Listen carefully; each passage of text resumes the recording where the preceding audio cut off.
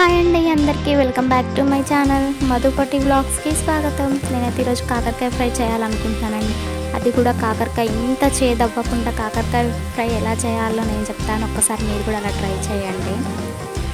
చాలామంది కాకరకాయలు కోసినాక అందులో ఉప్పు పసుపు వేసి కలిపి దాన్ని గట్టి ఇట్లా పిసుకుతారు కదా. అట్లా పిసకడం వల్ల కూడా చేదు ఇంకెక్కువ అవుతుంది, కానీ చేదైతే తగ్గదు. చేదు కాకుండా కాకరకాయ ఫ్రై ఎలా చేయాలో నేను చెప్తాను. మీరు వీడియోని ఎక్కడ స్కిప్ చేయకుండా చూడండి. ఫస్ట్ మనమైతే గ్యాస్ వెలిగించుకొని ఒక కడాయి పెట్టుకోవాలండి. అది హీట్ అయిన తర్వాత అందులో ఆయిల్ వేసుకోవాలి. ఆయిల్ కూడా హీట్ అయిన తర్వాత కొన్ని ఉల్లిపాయలు అయితే వేసుకోవాలి. నేనైతే కొంచెం పెద్ద ఉల్లిపాయ ఒకటి తీసుకొని ఉల్లిపాయ వేసుకున్నానండి. ఉల్లిపాయని మంచిగా ఆయిల్లో మొత్తం వేయించుకోవాలి.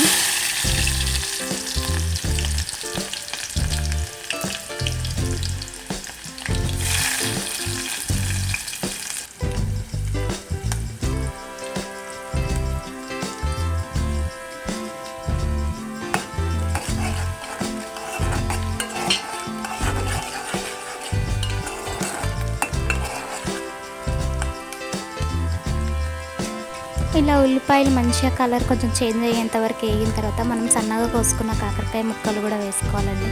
కాకరకాయ ముక్కలు మనం ఎంత సన్నగా కోసుకుంటే కూర అంతా చేదు లేకుండా వస్తుంది. కొంచెం సన్నగా కోసుకొని మంచిగా కడుక్కొని మంచిగా వాటిని వాష్ చేసుకొని మనమైతే ఇప్పుడు ఈ ఉల్లిపాయలలో వేసుకోవాలి. వేసుకొని వీటికి కూడా మంచిగా కలిపి ఉడికించుకోవాలి.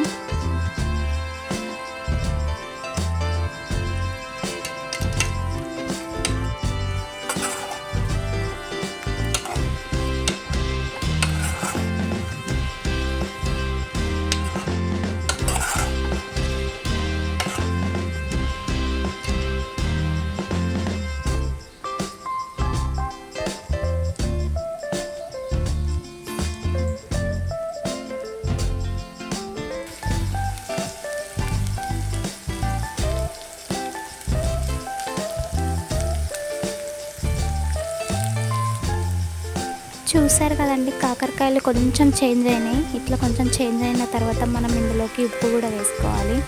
ఉప్పు వేసుకొని ఉప్పును కూడా కొంచెం అంతా మంచిగా కలుపుకొని ఇంకొక 5 నిమిషాలు అట్నే వేయించుకోవాలి.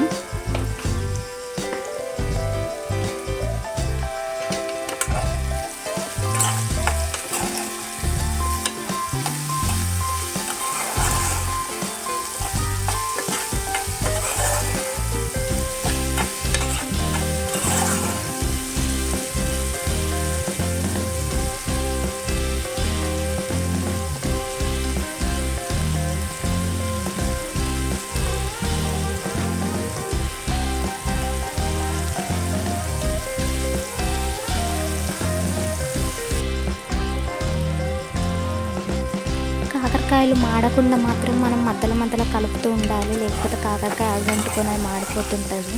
కూరలు మాడిపోతే అస్సలు టేస్ట్ ఉండవు కదా. అందుకే మాడనియకుండా మనం మధ్యలో అప్పుడప్పుడు కలుపుతూ ఉండాలి. అలా కలుపుతూ కాకరకాయలను అయితే మంచిగా ఫ్రై చేసుకోవాలి.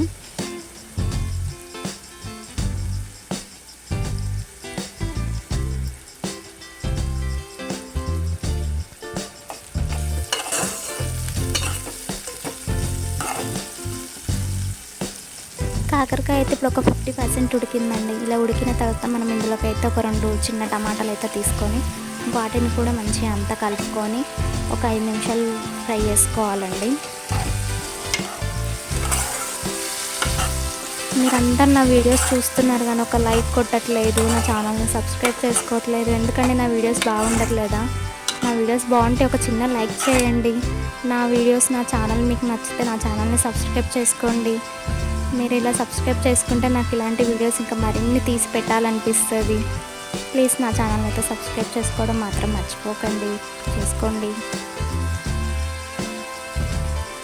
నేను చిన్నగా ఉండేటప్పుడైతే మా ఇంటి పక్కన ఒక ఆంటీ ఉండేది. ఆ ఆంటీ అయితే కాకరకాయ కూర వండేటప్పుడు ఎవరితో మాట్లాడకుండా ఉండండి, కూర అసలు చేదు కాదని చెప్పింది. అది ఎంతవరకు నిజమో నాకైతే తెలియదు, కానీ నేను అప్పుడు ఆంటీ చెప్పిందని ఒక్కసారి ఎవరితో మాట్లాడకుండా కాకరకాయ ఫ్రై అయితే చేసుకున్నాను. అప్పుడు అస్సలు ఇంత కూడా చేదు లేదు. అప్పటి నుంచి ఇప్పటి వరకు నేను ఎప్పుడైనా కాకరకాయ కూర వండాలి అంటే మాత్రం ఎవ్వరు లేనప్పుడే వండుతున్నానండి. ఒక్కసారి మీకు కూడా తెలిస్తే ట్రై చేయండి. ట్రై చేసి అది నిజమో కాదో నాకైతే కామెంట్ చేసి చెప్పండి.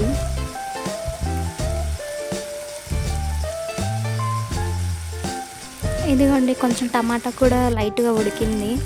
అట్లా ఉడుకుతున్నప్పుడు మనం మధ్యలో కలుపుకోవాలి. చూడండి ఎలా అడుగంటుతుందో, అట్లా అడుగంటకుండా మనం మధ్యలో కలుపుతూ ఉండాలి.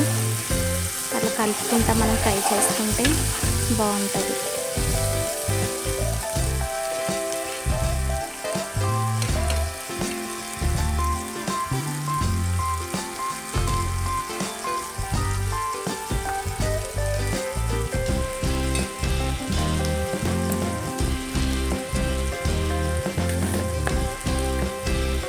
చూసారు కదండి, కాకరకాయ అయితే మంచిగా వేగిపోయింది. ఇప్పుడు ఇదంతా మంచిగా వేగిన తర్వాత కొంచెం పసుపు, అల్లం ఎల్లిగడ్డ వేసుకొని అయితే మంచిగా కలుపుకోవాలి. అల్లం వాసన పోయేంత వరకు వేయించుకోవాలి.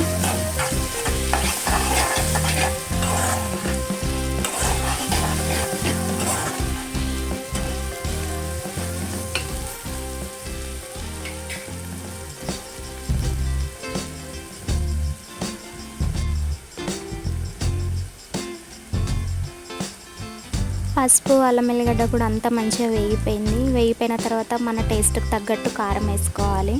కారం పచ్చివాసన పోయేంత వరకు మంచిగా వేయించుకోవాలి, లేకపోతే కూర అంతా కారం కారం స్మెల్ వస్తుంది.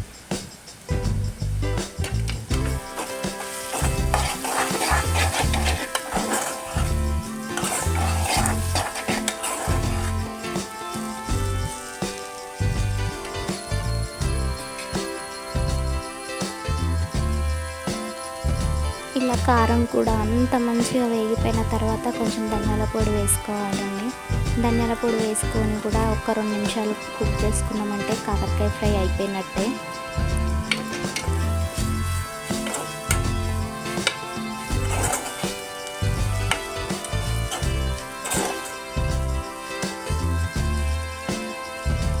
చూసారు కదండి, సింపుల్గా మన ఇంట్లో ఉండే వాటితోనే కాకరకాయ ఫ్రై ఎలా చేసుకోవాలో చూపించాను కదండి. ఒక్కసారి మీరు కూడా నాలాగా ట్రై చేయండి.